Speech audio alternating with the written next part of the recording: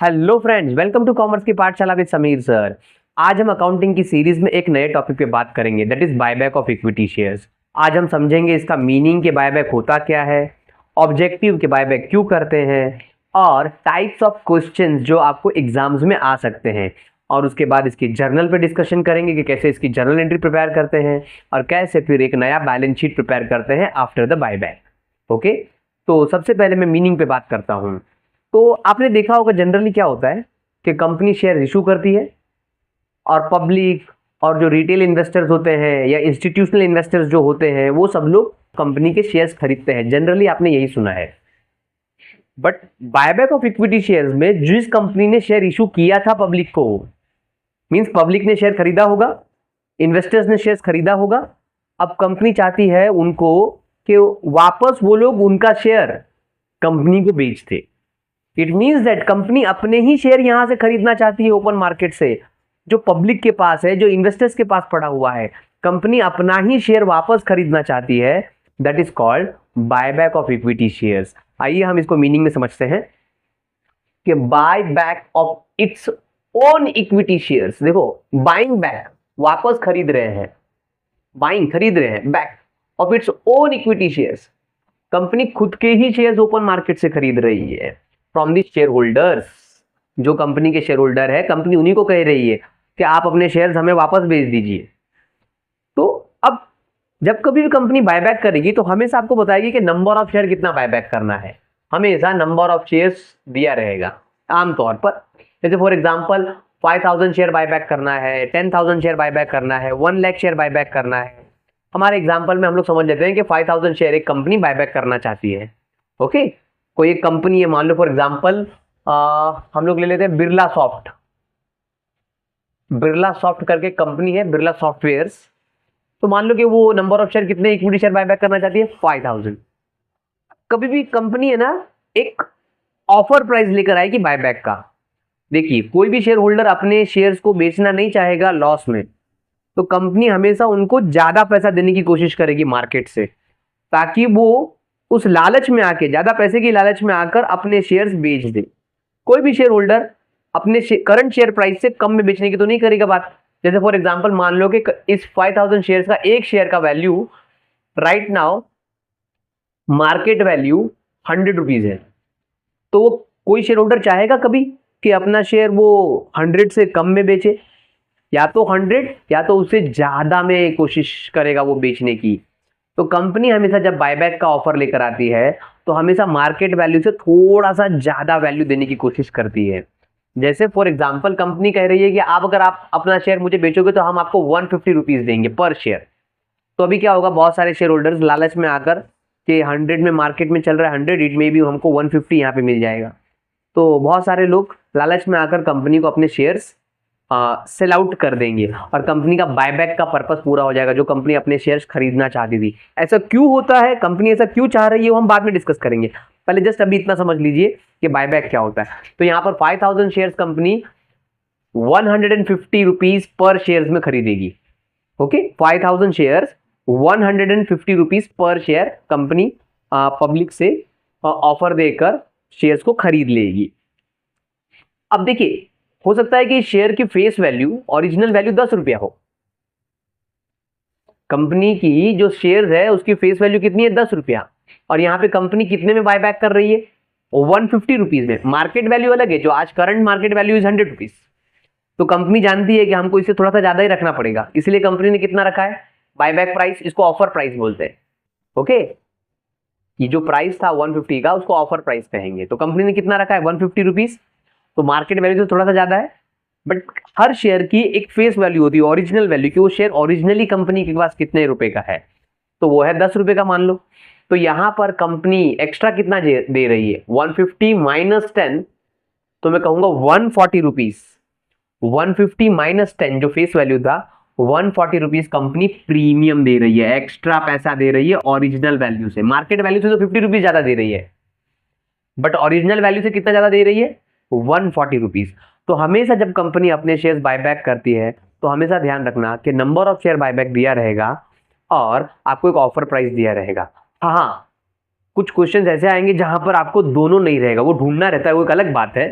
But हमेशा buyback करने के लिए दो चीज अवेलेबल होनी चाहिए। सबसे पहले तो नंबर ऑफ शेयर कितने बायबैक करने हैं वो, और दूसरा आपको क्वेश्चन में ये ढूंढना पड़ेगा कि ऑफर प्राइस क्या है बायबैक करने का। दैट इज हमारे एग्जांपल में 150 रुपीज था। ओके, तो यहाँ पे इसको बायबैक करते हैं। अब कंपनी क्यों बायबैक करी, व्हाट इज द ऑब्जेक्टिव, क्या मकसद है कंपनी का बायबैक करने से पीछे? तो बहुत सारे मकसद हो सकते हैं। जैसे फॉर एग्जांपल मैंने कुछ मकसद यहाँ पे लिख दिए हैं, ऑब्जेक्टिव्स हम देख लेते हैं।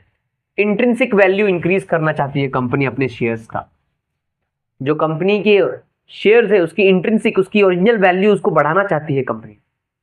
ओके, दूसरा increase the earning per share, company चाहती है कि ज्यादा शेयर होल्डर्स जो है वो कम हो जाए, फिर कम शेयर होल्डर्स बचेंगे तो जो मुनाफा रहेगा अभी कम शेयर होल्डर्स में बटेगा तो ज्यादा ज्यादा सबको मिलेगा, तो अर्निंग पर शेयर क्या हो जाएगी, बढ़ जाएगी।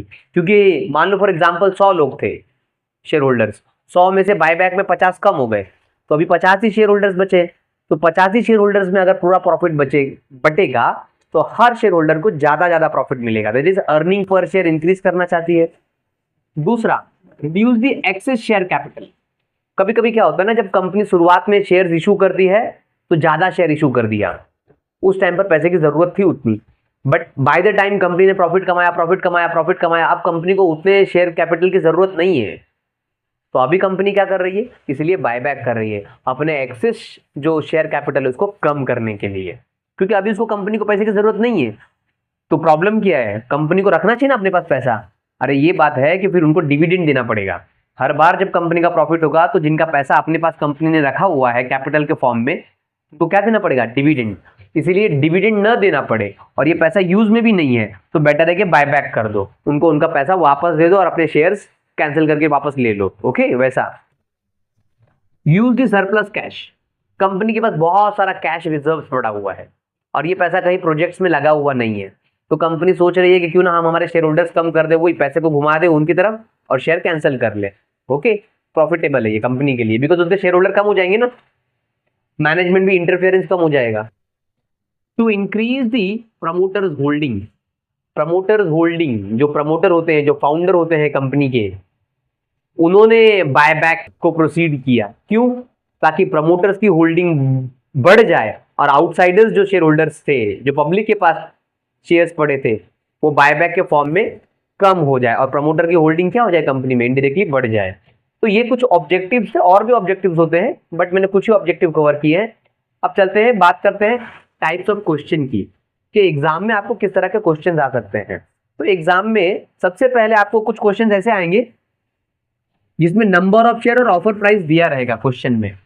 जैसे मैंने कहा मेरे एग्जाम्पल में 5000 शेयर था, ये नंबर ऑफ शेयर बायबैक करना था और ऑफर प्राइस क्या था, 150 रुपए, जिसके ऊपर बायबैक करेंगे। तो हमेशा क्वेश्चंस में मोस्टली ये दिया रहेगा। तो ऐसे में अगर ये क्वेश्चन में दिया हुआ है तो आपको क्या करना पड़ेगा, कुछ क्वेश्चन ऐसे आते हैं जहां पे सिर्फ आपको जर्नल एंट्रीज बनानी रहेगी, बट कुछ क्वेश्चन ऐसे आएंगे जिसमें आपको journal entry plus balance sheet, vertical balance sheet बनाना पड़ेगा। अब सीधी सी बात है कि खाली जर्नल पूछा है तो वो कम वेटेज के लिए मार्क्स होगा, कम वेटेज के लिए क्वेश्चन होगा, मींस मार्क्स उसमें कम रहेंगे। अब ज्यादा मार्क्स के लिए अगर सम आएगा तो definitely journal plus balance sheet बनाने बोलेगा आपको, जहां पर आपको दो चीज दी हुई है, नंबर ऑफ शेयर कितना बायबैक करना है और ऑफर प्राइस, कौन से ऑफर प्राइस पे बायबैक करना है। अब ऐसे कुछ क्वेश्चन आ सकते हैं जिसमें number of share buyback is not given, very important. Question में ये दिया नहीं रहेगा कि कितने शेयर बायबैक करने हैं, बट ये दिया रहेगा कि कितने शेयर प्राइस पे बायबैक करने हैं। जैसे फॉर एग्जांपल ये 5000 शेयर जो बायबैक मैंने बोला था वो नहीं दिया है, मान लो क्वेश्चन में दिया ही नहीं है कि नंबर ऑफ शेयर कितने बायबैक करना है, बट ये बताया है कि आपको मैक्सिमम नंबर बायबैक करने हैं, जितने हो सके उतने बायबैक करने हैं, और ऑफर प्राइस दिया है 150 रुपीज पे बायबैक करने हैं। तो ऐसे टाइप के क्वेश्चन आ सकते हैं। तो ऐसे में क्या करना होगा, सबसे पहले need to find number of share buyback, क्योंकि बायबैक का सम है तो आपको नंबर ऑफ शेयर तो चाहिए ही चाहिए कि कितने शेयर बायबैक करने चाहिए। तो उसके लिए कुछ लॉ है, तो वो लॉ को कंप्लीट करते हुए आपको मिल जाएगा कि नंबर ऑफ शेयर कितने बायबैक करने हैं, जिसको हम फॉर्मूला कहते हैं। अगर हम ये फॉर्मूला प्रिपेयर कर लेंगे तो वो फॉर्मूला हमें बता देगा कि हमें कितने नंबर ऑफ शेयर बायबैक करने हैं। तो हमको नंबर ऑफ शेयर जो नहीं दिए थे वो मिल जाएंगे, कितने नंबर ऑफ शेयर बायबैक करने हैं, और ऑफर प्राइस तो दिया ही हुआ है क्वेश्चन में, है ना, इस टाइप के सम्स में। अब ऐसे में क्या क्या प्रिपेयर करने बोल सकता है आपको, आपको सबसे पहले तो फॉर्मूला प्रिपेयर करना पड़ेगा by default, because number of share दिए ही नहीं है, तो कितने शेयर बायबैक करने हैं वो तो पता ही करना पड़ेगा। और उसके बाद आपको जर्नल एंट्री बोल सकता है, या तो फिर कुछ ब्रॉड क्वेश्चन पूछ ले आपको जिसमें मार्क्स का वेटेज ज्यादा होगा डेफिनेटली। तो ऐसे में क्या करना पड़ेगा, सबसे पहले आपको by default number of share buyback कितने करने हैं वो फॉर्मूले से ढूंढना पड़ेगा, फिर जर्नल तो आएगी आएगी, और बैलेंस शीट भी आपको बोल सकता है बनाने के लिए। तो इसका मार्क्स आपको ज्यादा वेट के लिए आएगा डेफिनेटली, क्योंकि उसमें बनाना प्रिपेयर करना मेहनत ज्यादा है इसीलिए। तो इस तरह का, और एक एक्सट्रीम पोजीशन वाला क्वेश्चन आएगा जिसमें आपको नंबर ऑफ शेयर कितने बायबैक करने हैं और ऑफर प्राइस दोनों नहीं दिया है। प्लीज ध्यान दीजिए, यहाँ पे नंबर ऑफ शेयर दिए थे, नंबर ऑफ शेयर नहीं दिए थे और ऑफर प्राइस दिया था, माफ करना, नंबर ऑफ शेयर नहीं दिए थे और ऑफर प्राइस दिया था। अब यहां पर आपको दोनों, ना नंबर ऑफ शेयर दिया है ना ऑफर प्राइस दिया है। अब ऐसे में क्या करें, क्वेश्चन तो बायबैक का है जिसमें हमको दोनों की रिक्वायरमेंट है, नंबर ऑफ शेयर की भी और ऑफर प्राइस की भी। तो नंबर ऑफ शेयर भी आपको फॉर्मूले से ही ढूंढना पड़ेगा और आपको ऑफर प्राइस भी आपको फॉर्मूले से ही ढूंढना पड़ेगा। वो फॉर्मूला आपको बता देगा कि आपको कितना मैक्सिमम ऑफर प्राइस रखना है और कितने मैक्सिमम शेयर्स बायबैक करने हैं। ओके, तो need to find number of share buyback and offer price by formula, through formula use हमको मिल जाएगा। तो ऐसे में किस तरह के क्वेश्चन आ सकते हैं, बाय डिफॉल्ट फॉर्मूला सबसे पहले प्रिपेयर करना पड़ेगा आपको और जर्नल, या तो फिर एक्सट्रीम पे थोड़ा जाए और क्वेश्चन को ब्रॉड करें तो आपको formula, journal plus balance sheet जिसका मार्क्स 100% वेटेज ज्यादा रहेगा। तो इस तरह के टाइप्स ऑफ क्वेश्चंस आ सकते हैं बायबैक ऑफ शेयर्स में। अब आगे का जो स्टेप्स है हमें समझना है वो ज्यादा क्रूशियल है, वो है जर्नल एंट्रीज, क्योंकि जब जब हम जर्नल्स प्रिपेयर करेंगे तो वो जर्नल एंट्रीज कैसे आएगी वो वाला स्टेप है। तो इसमें मैं आपको समझाऊंगा कि कैसे हमें जर्नल बनाना है और ये पूरा स्टेप वाइज है। ओके, तो अगला हम देखते हैं कि जर्नल एंट्री कैसे आता है। अब हमने इंट्रोडक्शन पार्ट ओवर कर लिया है, अब हम जर्नल एंट्रीज देख लेते हैं। इसमें करीबन टोटल 9 स्टेप्स है और 10 जर्नल एंट्रीज बनेगी। सारे के सारे सम में इसी स्टेप्स में से ही जर्नल एंट्रीज बनती है। तो प्लीज जरा ध्यान से देखना, मैं शुरू करता हूं। देखिए मैंने 1 2 3 4 5 6 7 8 और 9वां स्टेप, और 9वें में 2 एंट्री आएगी, ए और बी। इस तरह टोटल 10 एंट्री होने वाली है आपकी। तो मैं शुरू करता हूं। सबसे पहले कभी भी जब हम कोई भी क्वेश्चन देखेंगे तो सबसे पहले उसमें पहचानने का कि इसमें से कितनी एंट्रीज अवेलेबल है, और इसी स्टेप्स में या आगे पीछे भी आप एंट्री कर सकते हो। बेटर रहेगा कि आप इसी स्टेप्स में एंट्री करो तो ज़्यादा बेहतर है, इजीली सम कंप्लीट होगा। तो चलिए सबसे पहला स्टेप देखने का कि make share fully paid up. It means what that, कि जब हम क्वेश्चन रीड करेंगे तो उसमें देखने का कि हमारे जो इक्विटी शेयर्स है वो फुल्ली पेड अप है कि नहीं। What is mean by fully paid up, जैसे एक इक्विटी शेयर 10 रुपए का है तो वहां पे शेयर होल्डर ने 10 रुपए इसके भरे हैं। अगर 10 के 10 भरे हैं तो फुल्ली पेड अप है। बट अगर ऐसा लिखा है कि 10 रुपए का फेस वैल्यू है but paid up value 8 rupees है, इट मीन्स ये क्वेश्चन में आपका equity share partly paid up है, उसको फुल्ली पेड अप करना पड़ेगा। जब तक हम equity share fully paid up नहीं करते तब तक हम बायबैक नहीं कर सकते। इसीलिए सबसे पहले हम क्वेश्चन में क्या देखेंगे कि हमारे equity share fully paid up है या पार्टली पेड अप, और अकॉर्डिंगली हम फिर एंट्री करेंगे। अगर फुल्ली पेड अप है, ऑलरेडी 10 का 10 आया हुआ है, तो आपको कुछ करने की जरूरत नहीं है। बट अगर 10 रुपया फेस वैल्यू है but 8 rupees, 7 rupees, 6 rupees, 9 rupees आए हुए हैं, तो जो बचा हुआ बैलेंस है वो हमें उनको पैसे मंगाने पड़ेंगे। तो उसकी एंट्री क्या होगी। अब जैसे आप जानते हैं कि कभी भी कैश अगर हमारे पास आएगा तो डेबिट में, और अगर हम कैश का पेमेंट करेंगे तो क्रेडिट में। तो हम हमारे इक्विटी शेयर होल्डर से, अगर मान लो कि क्वेश्चन में ऐसा लिखा हुआ है कि ये सम पार्टली पेड अप है, means equity share partly paid up है, 8 रुपीज भरे हैं, तो हमें पर इक्विटी शेयर 2 रुपीज मंगाने पड़ेंगे। तो जब हम 2 रुपीज मंगाएंगे तो कैश आएगा ना हमारे पास, तो वो कैश बैंक अकाउंट डेबिट हो जाएगा, बिकॉज कैश डेबिट में क्या होता है, प्लस होता है। ओके, डेबिट में हमारे पास कोई भी असेट्स बढ़ता है ना, या मैं कहूँ कैश हमारे पास आएगा डेबिट में और जाएगा तो क्रेडिट में। तो देखिए यहाँ पर कैश बैंक अकाउंट डेबिट, अब ये कौन सा पैसा था, इक्विटी शेयर कैपिटल का, इसीलिए equity share capital account credit हो गया, क्योंकि हमें उनसे पैसे मांगने थे, हमने उससे पैसे मांग लिए, रिसीव कर लिए, और जितनी भी इक्विटी कैपिटल है वो सब हमारी लायबिलिटी है। ओके, कंपनी की एज ए लायबिलिटी है ना, इसलिए कंपनी उसको क्रेडिट कर देती है। तो cash account debit to equity share capital account, कोई भी एक एंगल समझ लो। जैसे यहाँ पर हम लोग फुल्ली पेड अप कर रहे हैं तो पैसे मंगाएंगे तो कैश आ रहा है, तो कैश अगर आ रहा है तो डेबिट, और जो भी पैसा आ रहा है वो इक्विटी शेयर कैपिटल का, तो क्रेडिट में equity share capital account credit. अब यहाँ पर हमारा पहला स्टेप कंप्लीट होता है जहां पर हमने शेयर फुल्ली पेड अप कर दिए। उसके बाद हम क्वेश्चन में रीड करेंगे और पहचानेंगे कि क्वेश्चन में इन्वेस्टमेंट सोल्ड दिया हुआ है।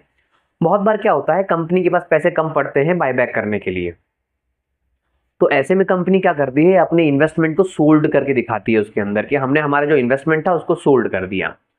तो अभी मान लो कि क्वेश्चन में ऐसा लिखा हुआ है कि इन्वेस्टमेंट सोल्ड हुआ है, तो अब जब इन्वेस्टमेंट सोल्ड हुआ है तो पैसे वापस आएंगे कंपनी के पास, तो कैश डेबिट में चला जाएगा। ओके, फिर एक लाइन बीच में मैंने छोड़ दिया है, क्योंकि इन्वेस्टमेंट बेचने के बाद आपको प्रॉफिट भी हो सकता है और लॉस भी हो सकता है कि आपने इन्वेस्टमेंट प्रॉफिट में बेची हो या तो इन्वेस्टमेंट लॉस में बेची हो। अब इन्वेस्टमेंट अकाउंट क्रेडिट में चला जाएगा, debit what comes in, credit what goes out, दोनों असेट है ना, तो डेबिट व्हाट कम्स इन, क्या पैसा आया, और मान लो कि यही असेट है, इन्वेस्टमेंट है, तो असेट के लिए डेबिट में प्लस होता है, क्रेडिट में माइनस होता है ना, तो एक असेट आ रहा है कैश और एक असेट जा रहा है इन्वेस्टमेंट। ओके, अब बीच में मैंने गैप क्यों छोड़ा, या तो प्रॉफिट हो सकता है या तो लॉस हो सकता है। जैसे फॉर एग्जाम्पल हमारे पास 1000 रुपीज की इन्वेस्टमेंट थी, 800 रुपीज पे बेचा, तो कैश 800 रुपीज आया, इन्वेस्टमेंट 1000 की थी। अब डेबिट में कितना कम पड़ रहा है, वो लॉस हो गया, कितना कम पड़ रहा है, 200 रुपए, तो हम इसको कहां पे डालेंगे, profit and loss account debit करके। अब ये लॉस हो चुका है। अब हो सकता है कि उल्टा हो, कि इन्वेस्टमेंट हमने 1000 रुपए में बेचा हो और था 800 का, तो अब ऐसे में कहां पे डिफरेंस आ रहा है, क्रेडिट में डिफरेंस आ रहा है, तो आप प्रॉफिट एंड लॉस कहां पे दिखाओगे, इस बार क्रेडिट में दिखाएंगे ना, क्योंकि क्रेडिट में डिफरेंस आ रहा है। तो हमारा profit and loss account credit 200 रुपए के लिए, अब ये प्रॉफिट हो गया,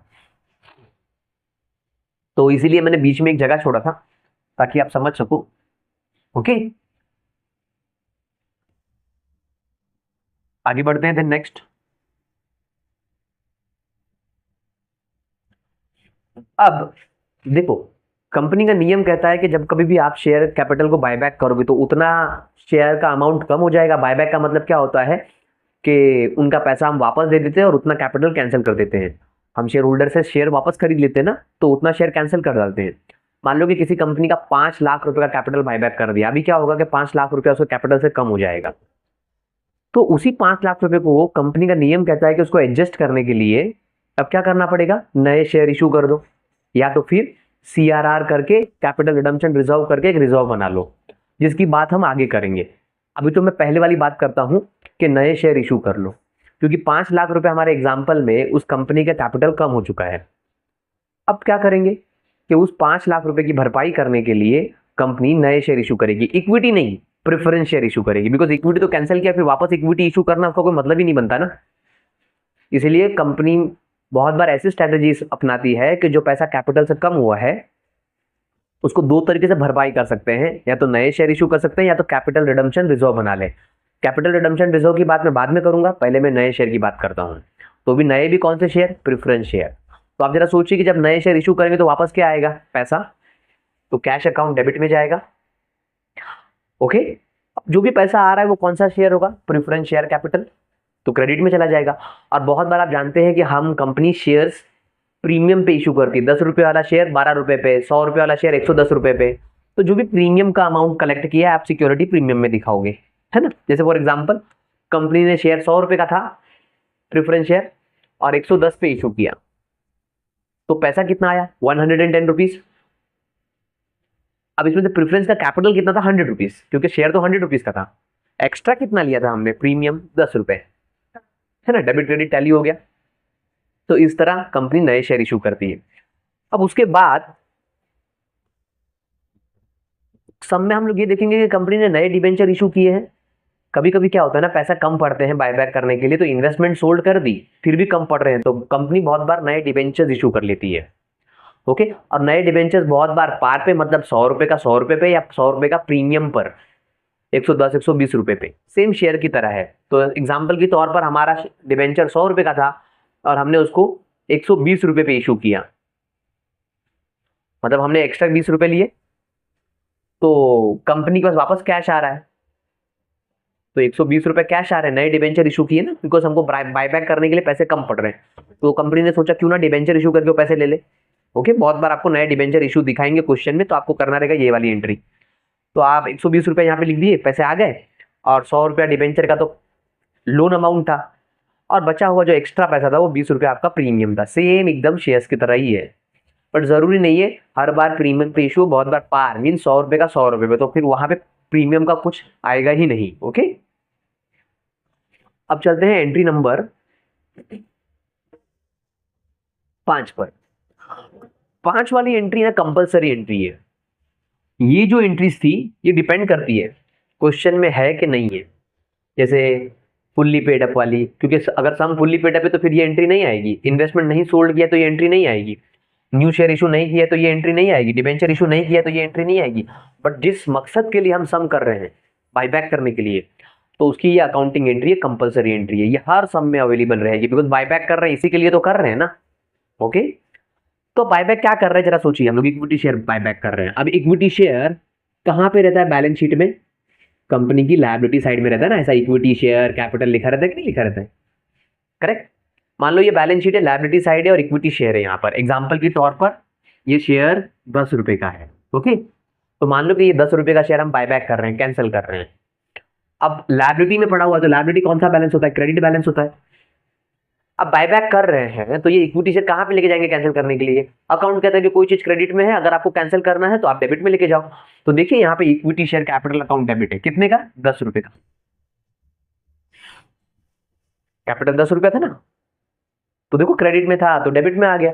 बायबैक कर रहे हैं, बायबैक ड्यू रिकॉर्ड कर रहे हैं, हिसाब किताब कर रहे हैं कि कितना बायबैक कर रहे हैं हम लोग, तो हम लोग 10 रुपया इक्विटी शेयर कैंसिल कर रहे हैं, इक्विटी शेयर कैपिटल। और जैसा मैंने कहा है कि कभी भी कंपनी एक्स्ट्रा देने की कोशिश करती है बायबैक पर, ज्यादा प्राइस देने की कोशिश करती है, प्रीमियम पे बायबैक करती है ना, तभी तो शेयर होल्डर्स अपना शेयर बेचेंगे। तो मान लो यहाँ पर हम लोग 2 रुपए प्रीमियम लगा देते हैं कि 2 रुपए एक्स्ट्रा दे रही है कंपनी, तो टोटल बायबैक का अमाउंट 12 रुपए हो रहे हैं। 10 रुपया कैपिटल था इक्विटी शेयर का और 2 रुपए क्या दे रहे हैं? प्रीमियम दे रहे हैं। तो प्रीमियम तो कंपनी का नुकसान है, कंपनी को एक्स्ट्रा देना पड़ रहा है ना भाई, तो कंपनी का तो नुकसान है प्रीमियम। तो कंपनी कहाँ पे दिखाएगी? डेबिट पे दिखाएगी, debit all expenses and losses. तो कंपनी का तो भाई लॉस हो रहा है, तो प्रीमियम ऑन बायबैक, ये सिक्योरिटी प्रीमियम नहीं है, प्रीमियम ऑन बायबैक है। हम लोग एक्स्ट्रा पैसा लेते हैं, शेयर्स इशू करते हैं या डिबेंचर इशू करते हैं, तो उसको सिक्योरिटी प्रीमियम कहते हैं। यहाँ पे एक्स्ट्रा पैसा दे रहे हैं बायबैक करने के लिए, इसलिए कहा गया है कि इसको प्रीमियम ऑन बायबैक, हम एक्स्ट्रा पैसा पे कर रहे हैं बायबैक पर। कितने रुपए भाई? मेरे एग्जाम्पल में 2 रुपए रखे हैं। ओके, तो हमको 10 रुपए का कैपिटल कैंसिल करना है, 2 रुपए का प्रीमियम देना है, तो टोटल पैसे कितने देने हैं शेयर होल्डर्स को? 12 रुपए देने हैं इक्विटी शेयर होल्डर्स को। तो ये हो गई बायबैक की compulsory entry, due entry. Okay, उसके बाद अगर सम्स में ये भी अप्रॉक्स कंपलसरी ही रहता है, क्योंकि बहुत सारा हमेशा हर सम्स में ना, मोस्टली आप देखोगे तो आप सम्स प्रीमियम पे बायबैक होता है। ओके, तो हमेशा ये एंट्री भी आती ही है। अगर मान लो कि सम में प्रीमियम पे बायबैक नहीं किया तो फिर ये एंट्री नहीं आएगी, 6 वाली। अब ये 6 एंट्री है क्या? इसको कहते हैं premium on buyback is adjusted. Means आप जो बायबैक पे एक्स्ट्रा पैसा दे रहे हो प्रीमियम, उसको एडजस्ट करना पड़ता है। ओके, कहां से एडजस्ट कर सकते हैं? हमारे डिविजिबल प्रॉफिट से। जैसे हमारे पास 3 तरह के रिजर्व्स होते हैं, उन 3 रिजर्व से हम लोग ये प्रीमियम को एडजस्ट कर सकते हैं। कौन सा?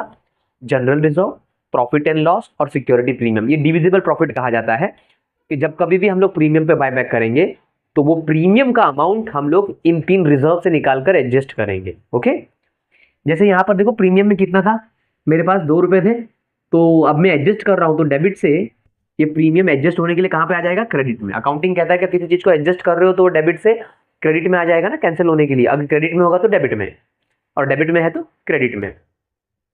तो प्रीमियम ऑन बायबैक डेबिट से क्रेडिट में आ गया एडजस्ट होने के लिए। कितने थे? 2 रुपए। अब क्वेश्चन में जाके देखना पड़ेगा हमारे कि ये 2 रुपए हमारे पास कौन सा रिजर्व अवेलेबल है। जनरल रिजर्व अवेलेबल है क्वेश्चन में, तो वहां से निकाल लेंगे। मान लो क्वेश्चन में ऐसा लिखा हुआ है कि जनरल रिजर्व है आपके पास और उसमें 50 पैसा पड़ा हुआ है, तो 50 पैसा वहां से उठा लिया। और हो सकता है कि आपको कम पड़े ना पैसे, क्योंकि हमको 2 रुपए करने हैं। सिक्योरिटी प्रीमियम में भी 50 पैसा पड़ा है, तो सिक्योरिटी प्रीमियम में उठा लिया। क्योंकि ये सब चीजें कैंसिल हो रही है, यहां से पैसा कम हो रहा है ना, तो ये क्रेडिट से सब कुछ डेबिट में जा रहा है। अभी और कितने पैसे कम पड़ रहे? ₹1 हो गए ना, ₹1 अभी भी कम पड़ रहे हैं, बिकॉज हमारा बायबैक अमाउंट कितना है, ₹2 है, अभी भी कितने कम पड़ रहे हैं, ₹1। जब तक कि खत्म नहीं होगा, पूरा बराबर अमाउंट नहीं हो जाता है, जितना अमाउंट आप एडजस्ट कर रहे हो उतना अमाउंट को आप निकालना पड़ेगा आपको आपके डिविजिबल प्रॉफिट में से, that is general reserve, profit and loss और सिक्योरिटी प्रीमियम। तो मान लो फॉर एग्जांपल यहां पर आपको प्रॉफिट एंड लॉस अकाउंट दिया और वहां पे भी ₹2 पड़े हुए हैं, तो मैंने यहां से ₹1 ही निकाले, बिकॉज ₹1 कम पड़ रहे थे ना,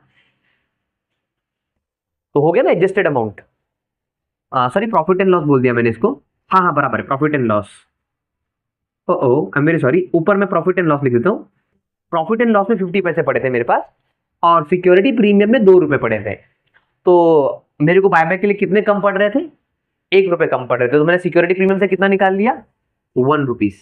ओके, तो एक क्वेश्चन उठता है क्या सर डायरेक्टली हम लोग ₹2 सिक्योरिटी प्रीमियम से नहीं ले सकते थे? हाँ ले सकते थे, तो फिर आपको ये general reserve profit and loss वो आएगा ही नहीं, सिर्फ आप कहां से पूरा अमाउंट एडजस्ट कर दोगे, सिक्योरिटी प्रीमियम से।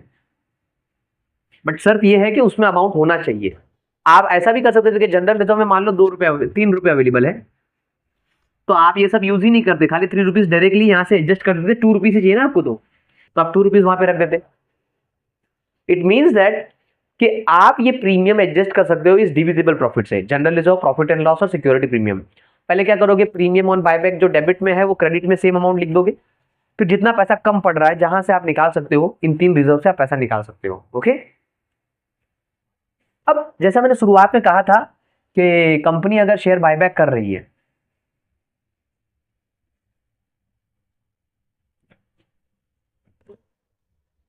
कंपनी अगर शेयर बायबैक कर रही है तो उतना कैपिटल अमाउंट कम हो जाएगा।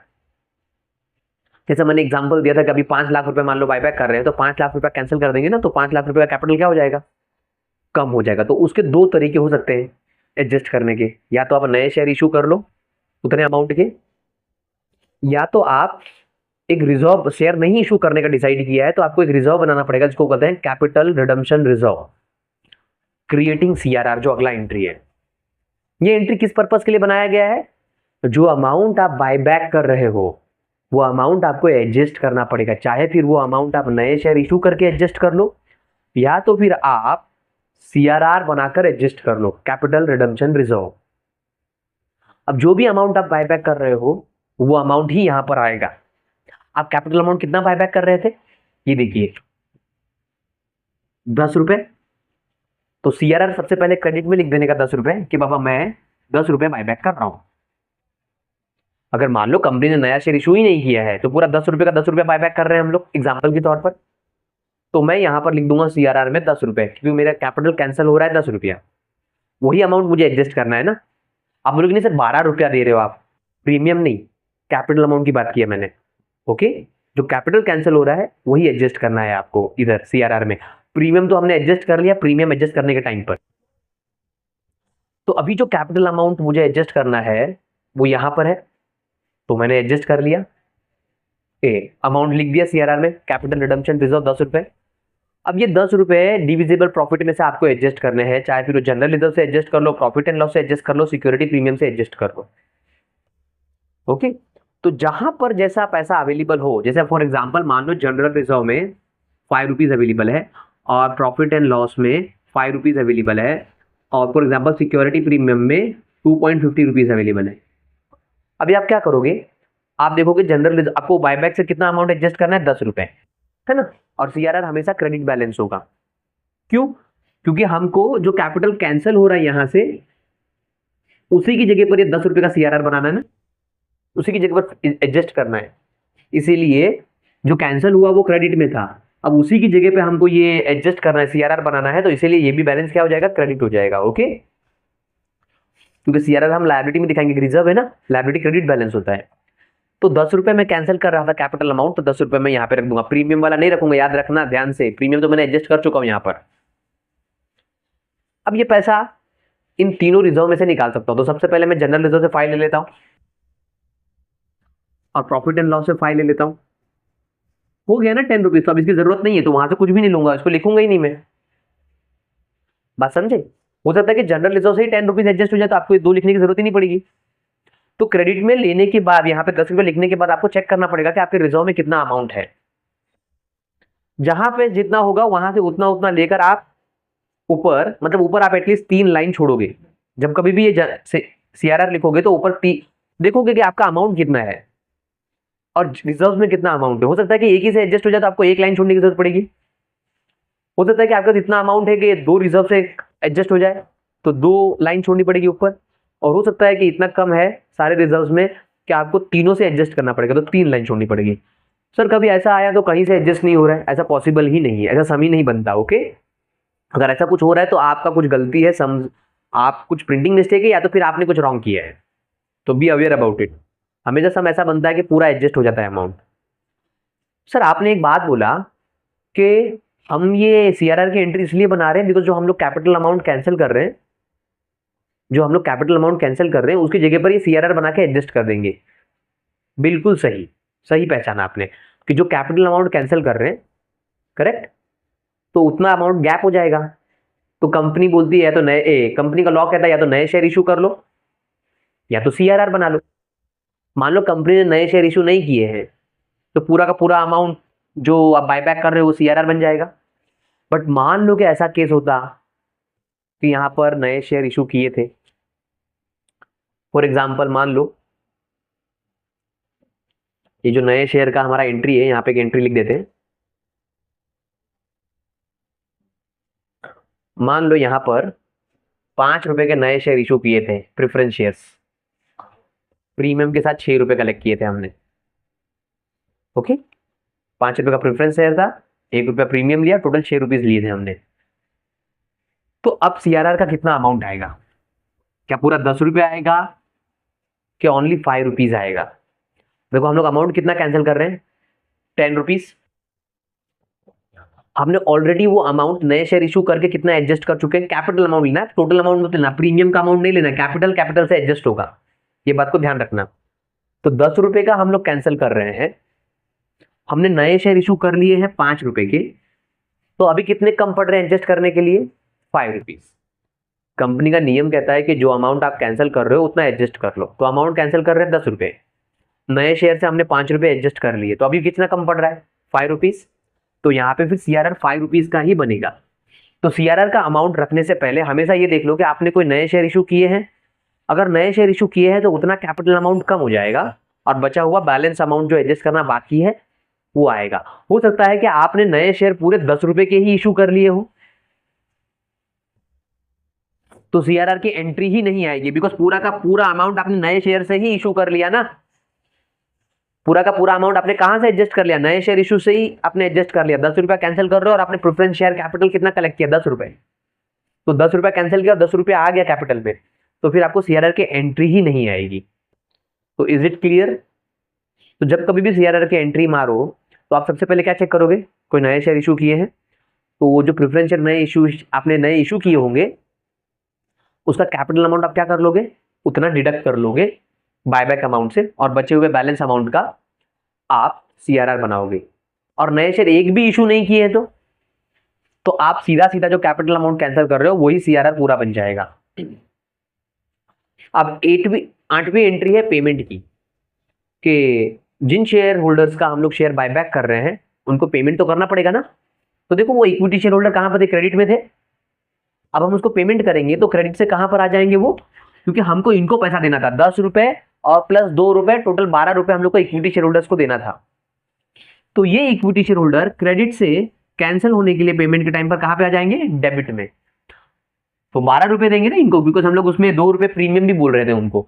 10 रुपया कैपिटल का देंगे उनको, 2 रुपए हम लोग उसको प्रीमियम का देंगे और टोटल 12 रुपीज पे करेंगे।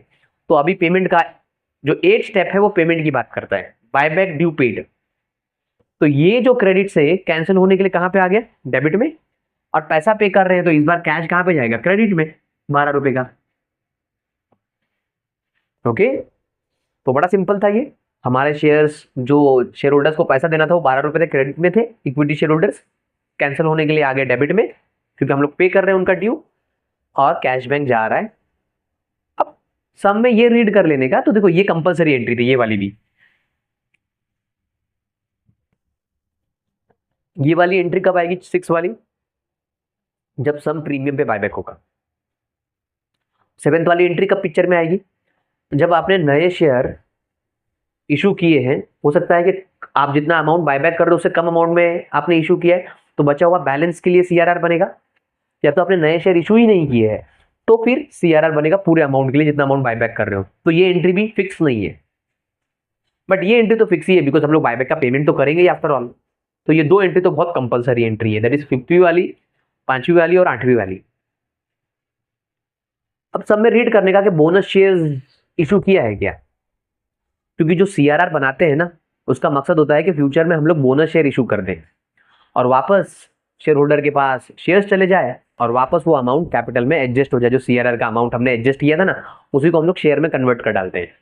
ओके, तो देखिए यहाँ पर उसके लिए क्वेश्चन में पढ़ना पड़ेगा कि बोनस शेयर है कि नहीं है। अगर बोनस शेयर है तो सबसे पहले आप बोनस ड्यू की एंट्री मारोगे और फिर बोनस शेयर इशू की एंट्री मारोगे। ये ड्यू की एंट्री है और ये इशू की एंट्री है। तो ड्यू की एंट्री में क्या होगा कि सब में रेशियो दिया रहेगा, वो रेशियो के मुताबिक आप उतने बोनस शेयर्स का ड्यू बनाओगे।